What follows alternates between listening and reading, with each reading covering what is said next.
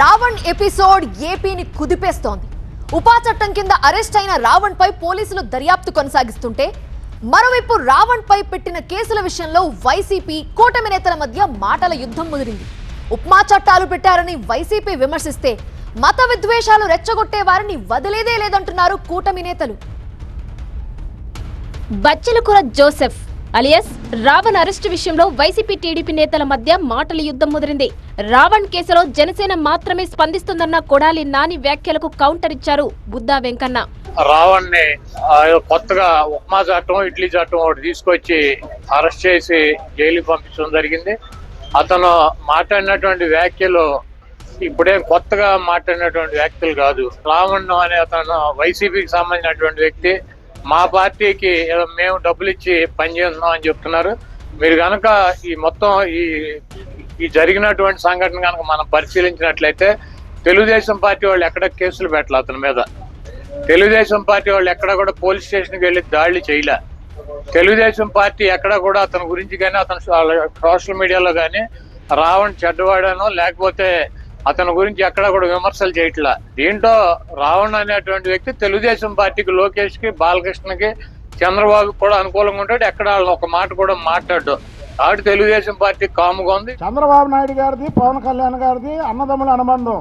నీలాంటి బచ్చాలేదో ఇలాంటి చిన్న చిన్న చేద్దామంటే ఇడిపోయా ఇది కాదు. ఒళ్ళు దగ్గర పెట్టుకొని మాట్లాడు. నువ్వు విషనాగు అయితే నీ కూరలు తీసేస్తావు ఏంటనుకుంటున్నావు? ఏదో ప్రభుత్వం ఉంది, గన్మేన్లు ఉన్నారు నలుగురు, నా జోలికి ఎవరు రారని వాగి ప్రభుత్వం పోగానే దాక్కునే మనుషులం కాదు మేము. ప్రభుత్వం ఉన్నా లేకపోయినా ఎప్పుడూ కూడా దమ్ముగా ఉండే నాయకులం మేము. నాయకులు కాదు, దమ్ముగా ఉండే మనుషులం మేము.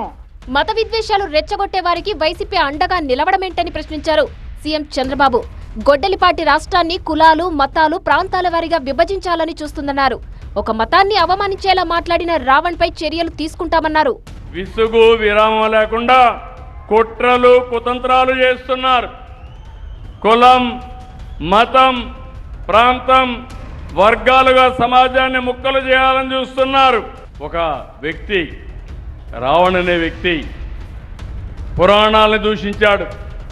రాముణ్ణి సీత పైన నీచంగా మాట్లాడాడు. తీవ్రవాదాన్ని, పాకిస్తాన్ సమర్థించాడు.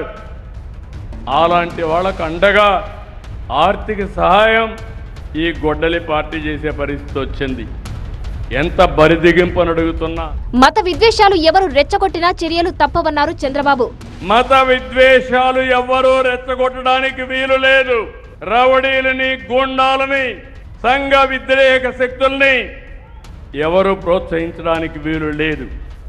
కులాల్ని, మతాల్ని విభజించడానికి కూడా వీలు లేదు. యూట్యూబ్, సోషల్ మీడియా వేదికగా విద్వేషాలు రెచ్చగొట్టే వారిపై కఠిన చర్యలు తీసుకోవాలన్నారు ఏపీ బీజేపీ చీఫ్ మాధవ్. ఒక విద్వేషాలు పెంచాలి అని విషయాన్ని చిమ్మరించే ప్రయత్నం చేస్తున్న విధర్మీయ శక్తులు అందరినీ కూడా పీచమనిచ్చే ప్రయత్నం మేము చేస్తాం. Will crush the crushing mind set of all these kinds of people అని చెప్పి మనం చెప్పడం జరిగింది. ఇది వాజ్పేయి గారు మా అందరికీ కూడా ఆ కాలంలో చెప్పారు. ఇప్పుడు కూడా దానికి ఇంకా మరింత పెరిగే విధంగా ఒక నానుడి బయలుదేరింది. వాళ్ళ మతం పేరు మీద, కులం పేరు మీద విచ్చలవిడిగా మాట్లాడే తీరు ఏదైతుందో ఎక్కడ కూడా ఉపేక్షించుకోడు. వాళ్ళందరినీ కఠినంగా శిక్షించాలి. ఇవాళ భావ స్వేచ్ఛ ప్రకటన అని చెప్పి యూట్యూబ్ కానీ మిగతా ఛానల్స్లో ఏదంటే అది పోస్ట్ చేయొచ్చు అనే అభిప్రాయం కూడా చాలామంది ఉంది. దాన్ని కూడా తప్పు అనే విషయాన్ని కూడా గట్టి హెచ్చరిక ఇచ్చే విధంగా మనం చట్టాలు రూపొందించాం, వాళ్ళని శిక్షిస్తున్నాం. ఇటువంటి వాళ్ళందరినీ కూడా ఉపేక్షించమనే విషయం తెలియజేస్తున్నాం. గట్టి హెచ్చరిక, కబడ్దారని కూడా తెలియజేస్తున్నాం. ఇటువంటి శక్తులు ఎక్కడున్నా కూడా వాళ్ళని ఎంచి వాళ్ళని తరిమి కొట్టేంత వరకు మేము ఊరుకోం. రావణ్ వెనుకున్నది వైసీపీ నేతలేనని ఆరోపించారు కిరణ్ రాయల్. అతను ఈ రాష్ట్రానికే కాదు, ఈ భారతదేశానికే ప్రమాదకరమైన వ్యక్తి ఎవరు ఉన్నారంటే రావణ్, శ్రావణ్. కాబట్టి ఇద్దరు డిప్యూటీ సీఎంలు, కాబోయే డిప్యూటీ సీఎంలకు మాట చెప్తున్నాను నేను. మీరు చేసే అల్లజడి అల్లర్లు రాష్ట్ర ప్రజలు చూస్తున్నారు. కాబట్టి రావణ్ అనే వాడికి ఈరోజు ఆ చట్టం కింద జైలుకి వెళ్ళాడు. హిందువులు రెచ్చగొట్టి రాముడిని మాట్లాడారు. కాబట్టి ఈరోజు ఒకటే చెప్తున్నాం, ఇక్కడైనా మీరు డ్రామాలు దయచేసి ఆపితే మంచిది. అలాగే వైసీపీ నాయకులు కూడా మీరు ఇంకా రావణ్ వెనకాల మేము లేదని చెప్తే నమ్మే పరిస్థితి ఎవరు లేరు. అడ్డంగా మీ బైరెడ్డి సిద్ధార్థ యూత్ వింగ్ అతను స్పాట్లో దొరికాడు.